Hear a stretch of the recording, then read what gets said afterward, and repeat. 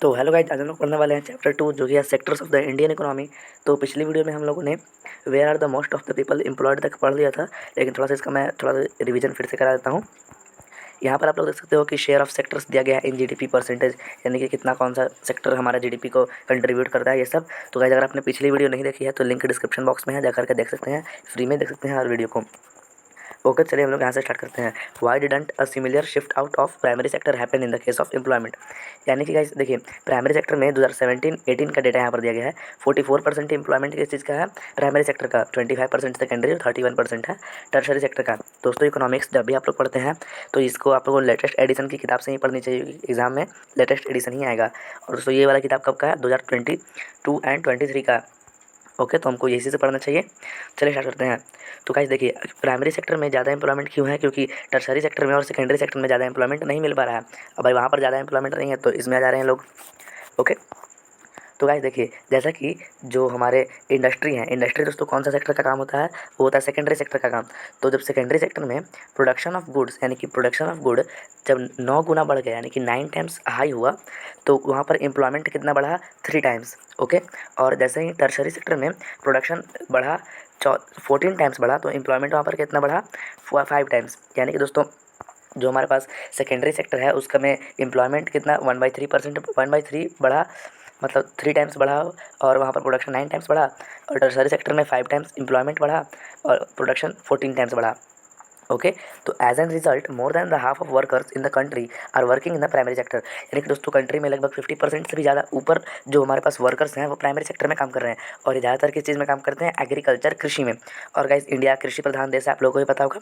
और दोस्तों, primary sector से भाई मतलब 50% से ऊपर ही वहाँ पर एम्प्लॉयमेंट है, 50% ज़्यादा लोग काम कर रहे हैं, लेकिन प्रोड्यूस कितना कर पा रहे हैं? 1/6 ऑफ द जीडीपी। यानी कि जीडीपी का केवल 1/6% ही, 1/6 हिस्सा ही वो कर पा रहे हैं प्रोड्यूस।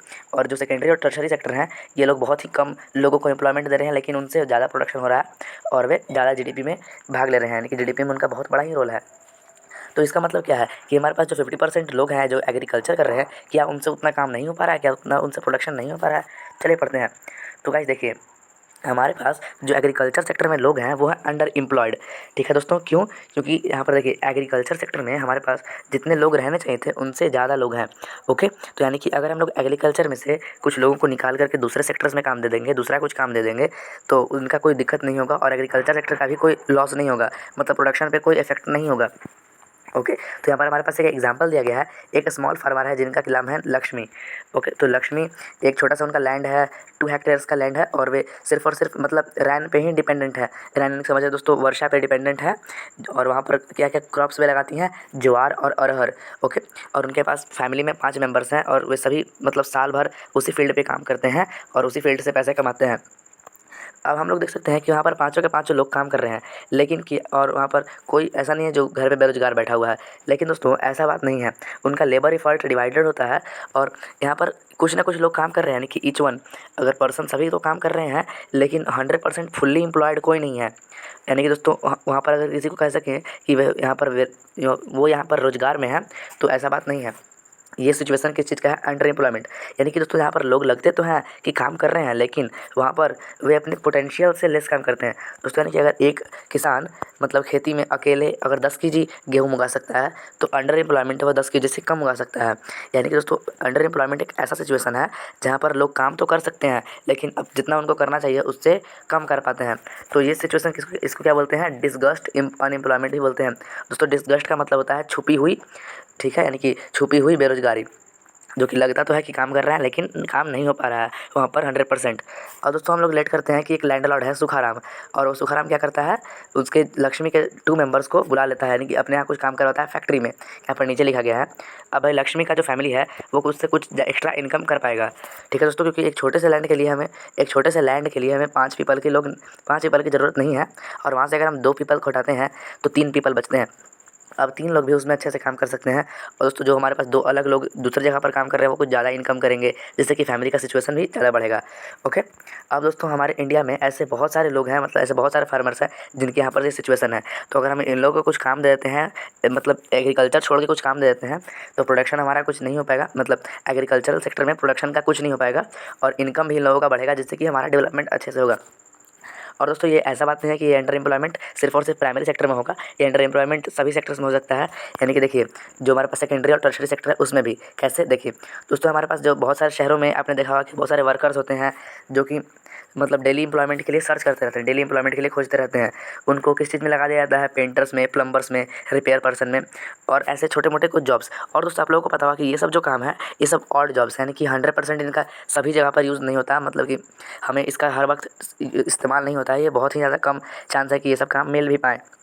ओके। और सर्विस सेक्टर के बहुत सारे लोग हैं जो कि बहुत काम करते हैं, यानी कि रिपेयर पर्सन्स के जैसे काम करते हैं, दिन भर काम करते हैं, लेकिन उनका भी बहुत ही कम इनकम हो पाता है। गाइस अगर आप ही सोचिए एक साइकिल रिपेयर करने वाले को आप लोग कितना पैसा देते हैं, अगर नॉर्मल पंचर है तो 10 से 15 रुपये में काम हो जाता है। और तकरीबन एक साइकिल पंचर वाला कम से कम एक दिन में बहुत ही कम ही कमाता है जितना कि वह मेहनत करता है, ठीक है। लेकिन इतना भी करना पड़ता है क्योंकि अगर ये नहीं करेगा तो फिर वो कुछ नहीं कर पाएगा, क्योंकि उसके पास कोई चांस ही नहीं है कि कोई दूसरा काम वो कर पाए। ओके। तो उसके यहाँ पर एक क्वेश्चन दिया गया है, under employment occurs when people, ये वाला दोस्तों इस क्वेश्चन का आपको आंसर कमेंट में लिखना पड़ेगा। ओके। अब दोस्तों हम लोग पढ़ेंगे कि how to create more employment, यानी कि दोस्तों लक्ष्मी जैसे हमारे पास जो बहुत सारे फार्मर्स हैं, बहुत सारे जो हमारे पास जो लोग हैं जो कि प्लम्बर, पेंटर, ये सब के जैसे काम करते हैं, उनके लिए हम लोग ज़्यादा से ज़्यादा एम्प्लॉयमेंट कैसे बढ़ा सकते हैं, यानी कि रोज़गार को कैसे बढ़ा सकते हैं। अब भाई इनका केस लीजिए, लक्ष्मी का, जिनका कि अनइरिगेटेड लैंड है, यानी कि वहाँ पर उनके पास सिंचाई करने का कोई भी ज़्यादा साधन नहीं है। अब दोस्तों हमारी जो सरकार है वो क्या कर सकती है, थोड़ा सा मतलब मनी को खर्च करके उनको लोन दे सकती है कि जाओ हल्का लोन ले लो और वहाँ पर एक कुआँ बना लो जिससे कि अपनी तुम खेत को ज़्यादातर मतलब इरिगेट कर पाओ।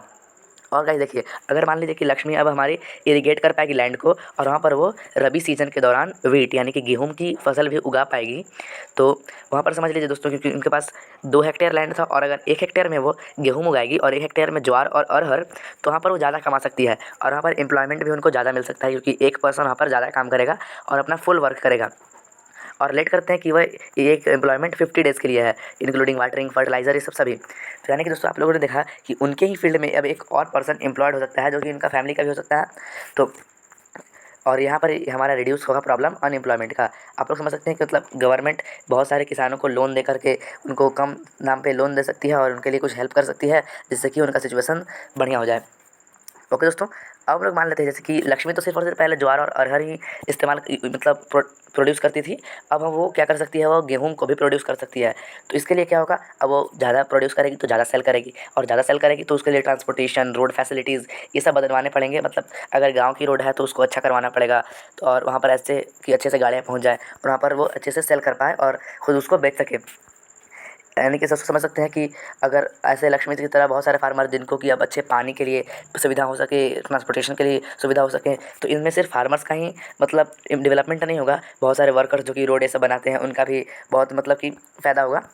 और गाइस अब हम लोग पढ़ते हैं कि लक्ष्मी का जो नीड है वो सिर्फ और सिर्फ पानी तक ही सीमित नहीं है, वो उसको बहुत अच्छे अच्छे क्वालिटी के सीड्स चाहिए, फर्टिलाइज़र चाहिए, एग्रीकल्चर इक्विपमेंट चाहिए और पानी के लिए साधन चाहिए।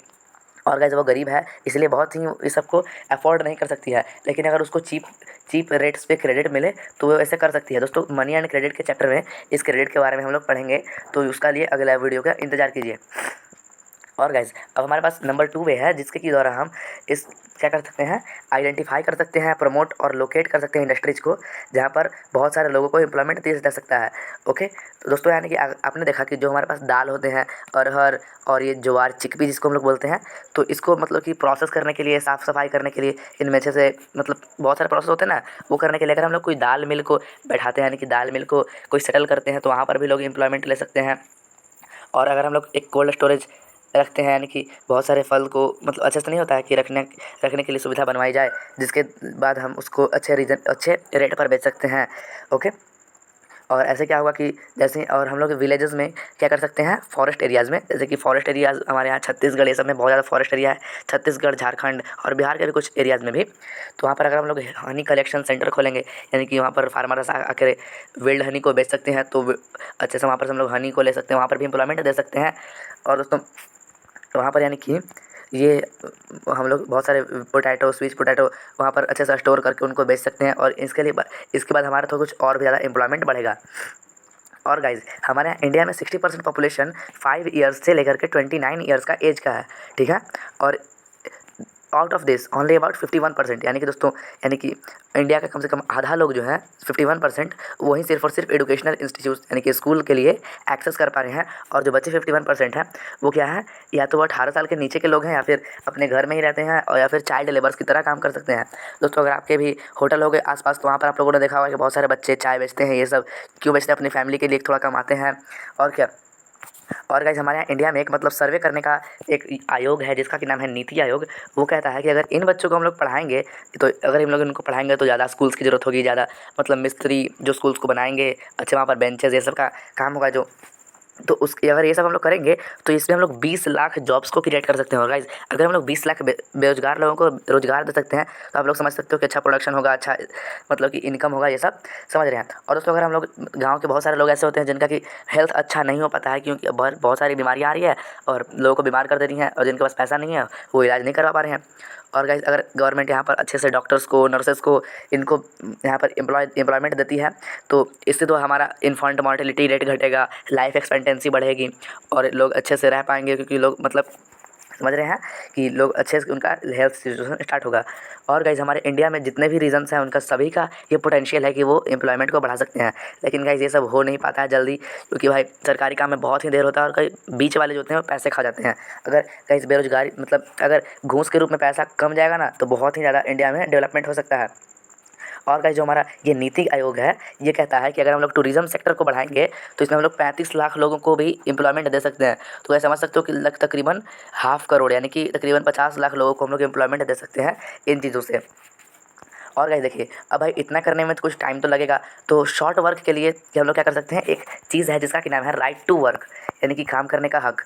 और गाइस, इसका एक बड़ा बहुत बड़ा चूँकि फॉर्मूला, एक इसका बड़ा सा क्या है, एक बड़ा सा मतलब फुल फॉर्म है जिसका कि नाम है Mahatma Gandhi national rural employment guarantee act 2005। उसको इसको याद करने के लिए आप लोग को सिंपली याद कर लेना है मनरेगा 2005। ओके गाइस, मतलब इसमें क्या होता है कि 100 डेज़ के लिए वर्क दिया जाता है, और अगर गवर्नमेंट फेल होती है इसमें 100 डेज़ में वर्क देने के लिए, तो ये पैसा देगी, जो कि मतलब जिसको काम नहीं दे पाए उसको पैसा देगी। ओके गाइस, और नेक्स्ट वीडियो में हम लोग पढ़ेंगे division of the sectors of as और ऑर्गेनाइज्ड एंड अनऑर्गेनाइज्ड। दोस्तों, यहाँ तक अगर आपको समझ में आया तो लाइक और सब्सक्राइब कर दीजिए।